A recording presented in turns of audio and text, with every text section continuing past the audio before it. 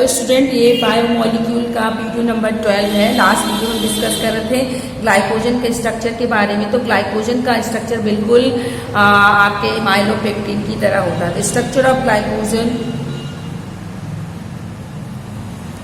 Structure of glycogen same as structure of माइलोपेक्टिन।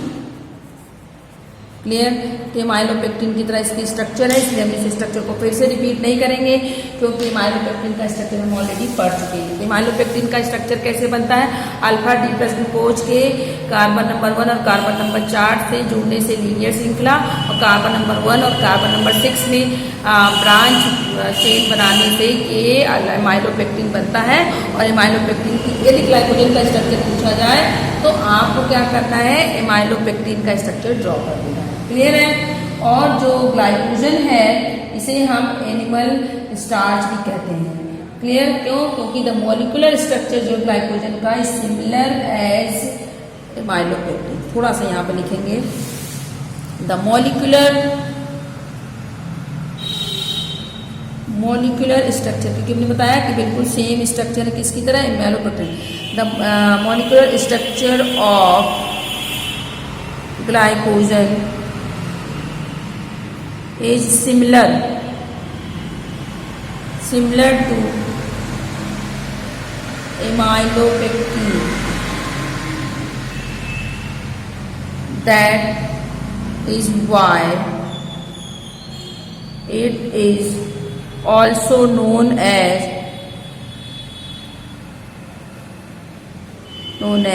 animal starch, also known as animal starch. इसलिए इसे हम animal starch भी कहते हैं। तो ग्लाइकोजन को एनिमल स्टार्च क्यों कहते हैं? क्योंकि इसका स्ट्रक्चर बिल्कुल माइलोपेक्टिन की तरह होता है। क्लियर है? ये हो गए अबाउट कार्बोहाइड्रेट में monosaccharide, disaccharide and polysaccharide. Clear? तो मोनोसेक्राइड में ग्लूकोज, फ्रुक्टोज पढ़ा हमने, और डाइसेक्राइड में सुक्रोज, माल्टोज, लैक्टोज, और पॉलीसेक्राइड में स्टार्च और सेलुलोज और ग्लाइकोज। क्लियर? ये सारी चीजें। अब हमारा नेक्स्ट टॉपिक है इम्पोर्टेंस ऑफ कार्बोहाइड्रेट। क्या इसका यूज है हमारी बॉडी में? तो आपको पता है कि कार्बोहाइड्रेट हमें लार्ज अमाउंट में एनर्जी प्रोवाइड करता है किसी भी काम को करने के लिए। इम्पोर्टेंस ऑफ कार्बोहाइड्रेट, तो ये एनर्जी का सोर्स है। यदि हम कार्बोहाइड्रेट ले रहे हैं तो हम इसी की वजह से हमारी बॉडी में एनर्जी मेंटेन रहती है। तो they act as biofuel. Clear? Biofuel to provide energy for functioning of living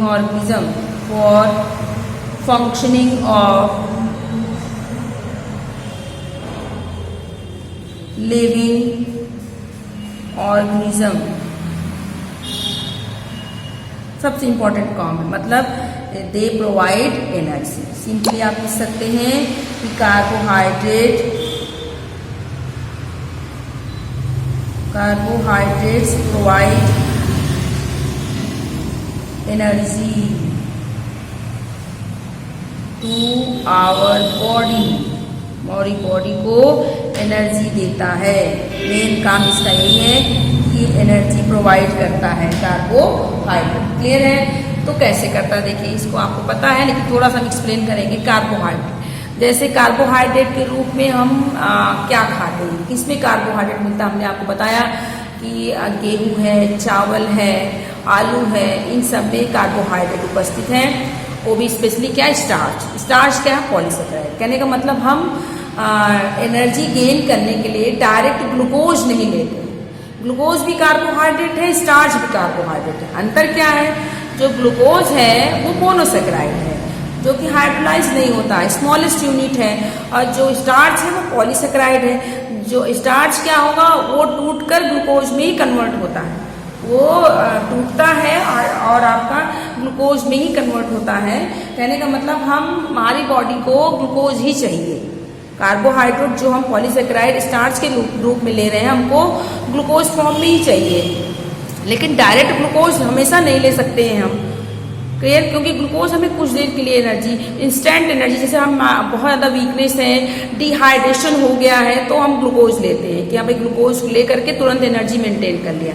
लेकिन लॉन्ग पीरियड के लिए एनर्जी मेंटेन करना है तो हम पॉलीसेकेराइड के फॉर्म में ग्लूकोज को जो है लेते हैं और फिर ग्लूकोज हमारे डाइजेस्टिव सिस्टम के द्वारा डाइजेस्ट हो करके वो ग्लूकोज में कन्वर्ट होता है। तो हम जैसे हम अपने डेली रूटीन में चावल है, रोटी है, आलू है, इन सभी चीज़ों को खाते हैं क्योंकि इनसे कार्बोहाइड्रेट हमें मिलता है। और कार्बोहाइड्रेट का डाइजेशन आप देखते हैं हमारे माउथ से स्टार्ट हो जाता है। क्लियर? क्योंकि हमारी बॉडी में डिफरेंट टाइप के एंजाइम उपस्थित हैं for digestion of carbohydrate. Carbohydrate को पचाने के लिए ढेर सारे एंजाइम उपस्थित हैं जो कि स्लाइवा में ही हमारे माउथ में स्लाइवा से ही कार्बोहाइड्रेट का डाइजेशन स्टार्ट हो जाता है, क्योंकि वहाँ पर एंजाइम उपस्थित है दैट इज सलाइवरी एमाइलेज या उसी को टायलिन कहते हैं। तो यही से कार्बोहाइड्रेट का डाइजेशन स्टार्ट हो जाता है, पाचन। और कार्बोहाइड्रेट फाइनली डाइजेस्ट हो करके किस में कन्वर्ट हो जाता है हमारी बॉडी में, दैट इज ग्लूकोज। मतलब हमने उसको स्टार्च के फॉर्म में ग्रहण किया और वो ग्लूकोज में कन्वर्ट हो जाता है। फिर ग्लूकोज से कैसी एनर्जी मिलती है? फिर ग्लूकोज का जो है ऑक्सीडेशन होता है। फिर ग्लूकोज मतलब पहले स्टार्च, कार्बोहाइड्रेट, पॉलीसेकेराइड, ये कन्वर्ट होता है ग्लूकोज में। और किसके द्वारा? एंजाइम की सहायता से, फूड के डाइजेशन से। फिर जो हमारा ग्लूकोज है वो ऑक्सीडेशन प्रक्रिया के द्वारा, ऑक्सीकरण अभिक्रिया के द्वारा ये कार्बन डाइऑक्साइड, वाटर और साथ में ढेर सारी मात्रा में एनर्जी प्रोड्यूस करता है, लार्ज अमाउंट में एनर्जी प्रोड्यूस करता है। मतलब ग्लूकोज का फिर ऑक्सीडेशन होता है जिससे एनर्जी उत्पन्न होती है और उस एनर्जी को हम यूटिलाइज करते हैं किसी भी काम को करने के लिए। ये है कार्बोहाइड्रेट का इम्पोर्टेंस हमारी बॉडी में। क्लियर है? अब सेलुलोज ऐसा कार्बोहाइड्रेट है जो कि ये हमारे मतलब इसको हम डाइजेस्ट नहीं कर सकते। कहने का मतलब ये कि सेलुलोज जिस भी चीज़ में सेलुलोज उपस्थित है उसे हम नहीं लेते, क्योंकि सेलुलोज को पचाने वाला सेलुलेज एंजाइम हमारी बॉडी में उपस्थित नहीं है। ये एनिमल्स में उपस्थित होता है, इसलिए एनिमल में मेनली सेलुलोज डाइजेस्ट होता है। क्लियर? तो हम उसी चीज़ को ले सकते हैं, उसी चीज़ को हम खा सकते हैं जिसको पचाने का एंजाइम, जिसको डाइजेस्ट करने का एंजाइम हमारी बॉडी में उपस्थित है। तो सेलुलोज ऐसा कार्बोहाइड्रेट है, ऐसा पॉलीसेकेराइड है जो हमारी बॉडी में डाइजेस्ट नहीं होता है। क्यों? क्योंकि कोई एंजाइम, सेलुलोज को पचाने वाला सेलुलोज एंजाइम हमारी बॉडी में उपस्थित नहीं है, इसलिए सेलुलोज हमारी बॉडी में डाइजेस्ट नहीं होता। क्लियर है? नेक्स्ट हम डिस्कस करेंगे। तो ये पहला पार्ट कंप्लीट होता है हमारे बायोमॉलिक्यूल का, दैट इज कार्बोहाइड्रेट। और बहुत ही इंपॉर्टेंट और बहुत ही लंबा था ये, बट बहुत ही इंटरेस्टिंग टॉपिक था क्योंकि ये हमारे फूड से रिलेटेड है। हमें पता होना चाहिए कि हम क्या चीज़ खा रहे हैं और वो हमारी बॉडी में जाके किस में कन्वर्ट हो रहा है फाइनली, और वो किस तरीके से बना हुआ है। कि आप देखेंगे कि ये बायोकेमिस्ट्री का पोर्शन हो गया, क्योंकि यहाँ पर आप थ्योरेटिकल पोर्शन भी पढ़े और साथ में आप बायो में सिर्फ कार्बोहाइड्रेट के बारे में पढ़ लेते हैं कि कार्बोहाइड्रेट का क्या यूज़ है, कैसे उसका डाइजेशन हो रहा है, हमारी बॉडी में कौन सा एंजाइम उसका डाइजेशन कर रहा है। बट यहाँ पर आपने प्रत्येक कार्बोहाइड्रेट को देखा कि उसके स्ट्रक्चर्स कैसे होते हैं, वो किससे मिलकर बना हुआ होता है। तो केमिकल पोर्शन भी पढ़ लिया और आपने बायोलॉजिकल पोर्शन भी पढ़ लिया। क्लियर है? तो अब कार्बोहाइड्रेट मेरे ख्याल से आपको बिल्कुल क्लियर हो गया होगा कि हाँ, मोनोसेकेराइड क्या है, ओलिगो क्या है, डाइसेकेराइड क्या है, या आपका पॉलीसेकेराइड क्या है। ये सभी बॉडी में जा करके डाइजेस्ट होकर किस में कन्वर्ट हो जाते हैं? ग्लूकोज में। और ग्लूकोज फिर ऑक्सीडेशन प्रक्रिया के द्वारा एनर्जी देता है जिसको हम किसी भी काम को करने में यूटिलाइज करते हैं। क्लियर? तो इन सभी बातों को, पूरी कहानी को आप याद रखेंगे तो कार्बोहाइड्रेट आपके दिमाग से नहीं निकलेगा। कार्बोहाइड्रेट हम कहाँ से ले रहे हैं, क्यों ले रहे हैं, किससे बना हुआ है, क्या है, किसमें टूटेगा, फिर कैसे एनर्जी देगा। क्लियर? अगला टॉपिक हमारा बायोमॉलिक्यूल है, दैट इज प्रोटीन। ये भी बहुत इंपॉर्टेंट है, प्रोटीन भी हमारी बॉडी के लिए बहुत इंपॉर्टेंट है। दूसरा बायोमॉलिक्यूल दैट इज प्रोटीन। तो प्रोटीन के बारे में हमको डिस्कस करना है कि प्रोटीन क्या है, प्रोटीन किससे बना, मतलब किससे मिलके बना। जैसे कार्बोहाइड्रेट पॉलीमर है तो उसका मोनोमर ग्लूकोज है, क्योंकि जितने कार्बोहाइड्रेट है सब के सब ग्लूकोज में कन्वर्ट हो रहे हैं, बन रहे हैं। Clear, fine. जनरली उसी तरीके से प्रोटीन किससे मिलकर बना हुआ है, तो प्रोटीन यही पे पहले हम लिख लेंगे कि प्रोटीन क्या है, एक प्रकार का पॉलीमर है। प्रोटीन क्या है, प्रोटीन आपका पॉलीमर है, ये आपका, clear, it is a polymer, ये आपका पॉलीमर है। और प्रोटीन किससे मिलके बना होता है, एमाइनो एसिड से मिलके बना होता है। प्रोटीन किससे मिलके बना हुआ है, एमाइनो एसिड से। तो ये क्या हो गया, मोनोमर हो गया। कहने का मतलब ये है कि ढेर सारे एमाइनो एसिड मिलेंगे तो प्रोटीन बनेगा, यानी प्रोटीन डाइजेस्ट होगा तो किस में कन्वर्ट होगा, एमाइनो एसिड में कन्वर्ट होगा। सिंपल सी बात है, मतलब कि amino acid large number of amino acid जब मिलते हैं तो क्या बनता है, protein. Large number of amino acid मिलते हैं तो प्रोटीन बनता है। अब एमिनो एसिड जिस बॉन्ड से जुड़ते हैं उसे बोलते हैं पेप्टाइड बॉन्ड। जैसे ग्लूकोज के ढेर सारे मॉलिक्यूल मिलते थे तो आपका कार्बोहाइड्रेट बन रहा था, तो ग्लूकोज किससे जुड़ रहे थे, ग्लाइकोसिडिक बॉन्ड से। ग्लूकोज के बीच में ग्लूकोज किससे, ग्लाइकोसिडिक बॉन्ड से, यानी कार्बोहाइड्रेट ग्लूकोज से कैसे बना हुआ, बाय ग्लाइकोसिडिक बॉन्ड। उस तरीके से प्रोटीन एमिनो एसिड से कैसे बना है, पेप्टाइड बॉन्ड।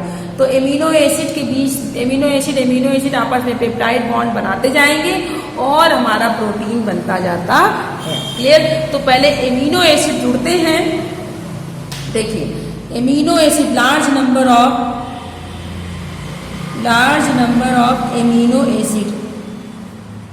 एसिड की ढेर सारी संख्या आपस में मिलेगी तो पॉलीपेप्टाइड बनता है। क्या बनता है, polypeptide.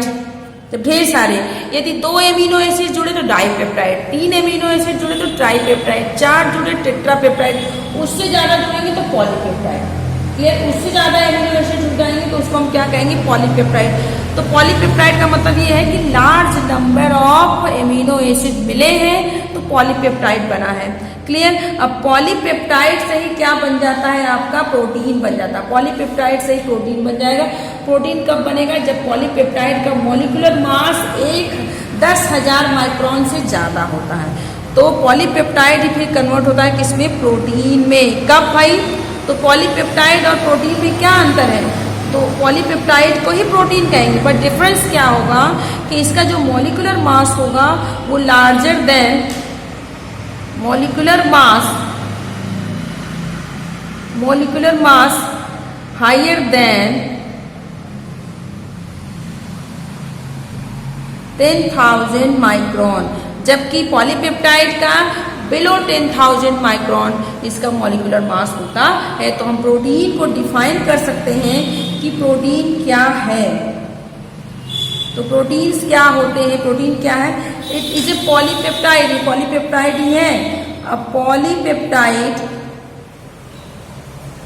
polypeptide having molecular mass higher than 10,000 micron is called protein। तो प्रोटीन किसे कहते हैं, प्रोटीन क्या है, पॉलीपेप्टाइड। वह पॉलीपेप्टाइड जिसका मॉलिक्यूलर मास 10,000 माइक्रोन से ज्यादा होता है उसे हम प्रोटीन कहते हैं। उसे हम क्या कहते हैं, प्रोटीन कहते हैं।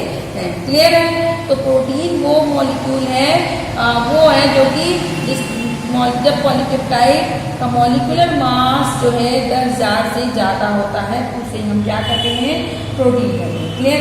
पॉलीपेप्टाइड कब कहेंगे, पॉलीपेप्टाइड तब कहते हैं जबकि अल्फा एमिनो एसिड जोड़ करके 10,000 मॉलिक्यूलर मास तक यूनिट बनाते हैं तो उसे हम पॉलीपेप्टाइड कहते हैं। क्लियर है।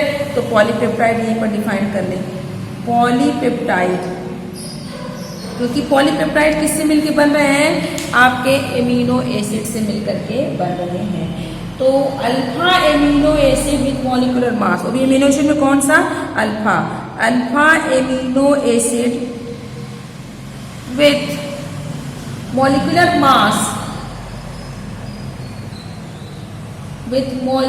mass up to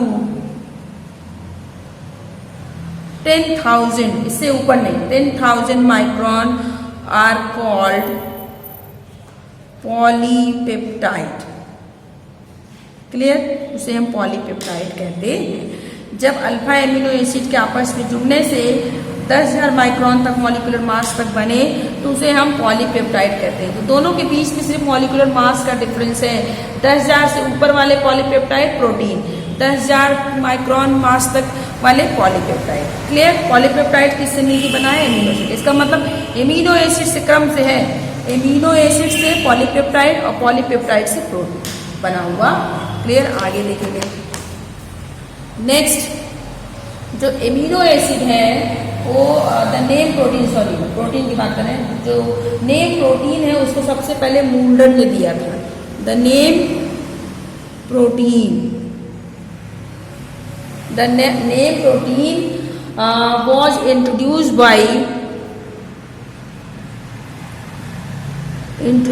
by Mulder। तो प्रोटीन शब्द की खोज किसने की? मूल्डर ने की। सबसे पहले प्रोटीन शब्द की खोज किसने की थी? मूल्डर ने की थी।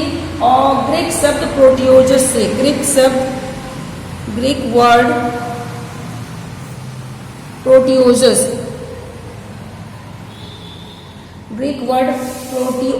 से हुआ है। क्लियर? और प्रोटियोजस का मतलब होता है फर्स्ट। क्लियर? तो प्रोटीन किससे बना हुआ है? प्रोटियोजस से बना हुआ है। प्रोटियोजस शब्द क्या? ये ग्रीक शब्द है जिसका मतलब होता है फर्स्ट। क्लियर है? अब जो प्रोटीन है, it is a polymer of, protein is a polymer of amino acid. ये एमिनो एसिड का पॉलीमर है। ये पॉलीमर है किसका? एमिनो एसिड का। इसका मतलब amino acids are the smallest unit of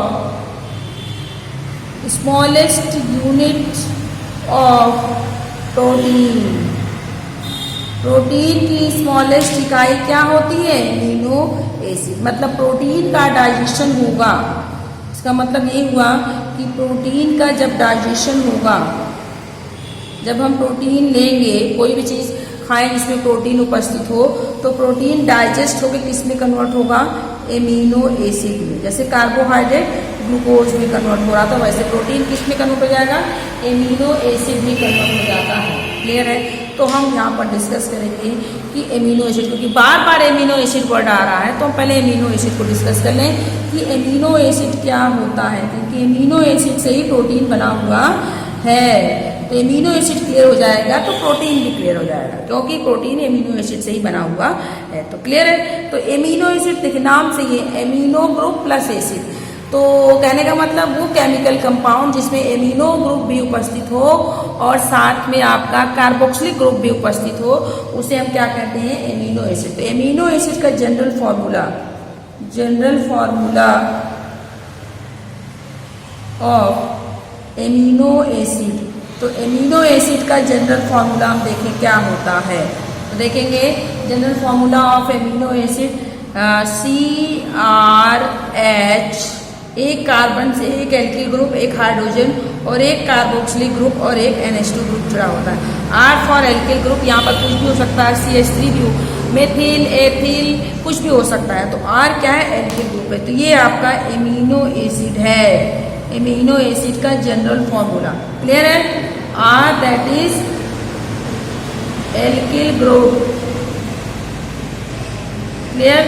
तो ये तीन चीजें कांस्टेंट रहेंगी, हाइड्रोजन, COOH और NH2, ये तो हर एमिनो एसिड में होगा, सिर्फ R बदलेगा, R बदलता जाएगा और एमिनो एसिड बदलते जाएंगे, एमिनो एसिड जो है के नाम बदलते जाएंगे। क्लियर है? अब तक जो मेनली जो एमिनो एसिड पाया जाता है वो क्या है? Alpha amino acid. मेनली जो एमिनो एसिड पाया गया है वो क्या है? हमारा अल्फा एमिनो एसिड। क्लियर है? तो अब तक 20 अल्फा एमिनो एसिड पाए गए। Clear? Alpha amino acid group R is different for different amino acid. तो अल्फा एमिनो एसिड का जनरल फॉर्मूला है, आर जो है एल्किल ग्रुप जो है डिफरेंट होगा, एल्किल ग्रुप यहाँ पे लिख लेंगे, alkyl group different for different amino acid, अलग अलग एमिनो एसिड के लिए अलग अलग एल्किल ग्रुप होते। क्लियर है, ये हो गया। अब आगे देखेंगे हम, अब तक अबाउट अल्फा क्यों कह रहे हैं, क्योंकि एमिनो ग्रुप जो है एमिनो अल्फा कार्बन, क्योंकि जो एमिनो ग्रुप जो है एमिनो एसिड में एमिनो ग्रुप कहाँ पर प्रेजेंट होता है, alpha carbon present on the alpha carbon. तो पहले यहाँ पर हम लिख लें कि in alpha amino acid, in alpha amino acid amino group यानी NH2 group, amino group present at alpha carbon atom पर प्रेजेंट होता है। क्लियर। आगे अबाउट 20 एमिनो एसिड अब तक पाए गए हैं, about 20 alpha amino acids, about 20 alpha amino acids have been identified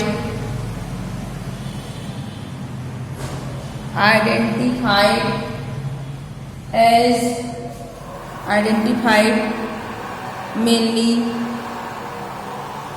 in animal and plant। मतलब कुल मिलाकर के अल्फा एमिनो एसिड की संख्या कितनी होती है, 20। बस इतना याद रखना है कि अल्फा एमिनो एसिड अब तक कितने पाए गए हैं, 20 पाए गए हैं, और अल्फा एमिनो एसिड की संख्या 20 होती है, यानी total number of alpha amino acid कितने हैं, that is 20। Clear. 20 alpha amino acid अब तक पाए गए हैं। नेक्स्ट टॉपिक है क्लासिफिकेशन ऑफ एमिनो एसिड। तो हम केवल अल्फा एमिनो एसिड के बारे में ही डिस्कस करेंगे। क्लियर। तो प्रोटीन क्या होता है, प्रोटीन एमिनो एसिड से बना है। अब एमिनो एसिड की हम बात कर रहे हैं, एमिनो एसिड में भी अल्फा एमिनो एसिड क्या होते हैं, जो कि जिसमें कि एमिनो ग्रुप अल्फा कार्बन पर प्रेजेंट होता है। और अब तक कुल मिलाकर के टोटल अल्फा एमिनो एसिड की संख्या कितनी है, 20 है। अब इन 20 एमिनो एसिड को हम देखेंगे कैसे क्लासिफाई किया गया इन नेक्स्ट वीडियो।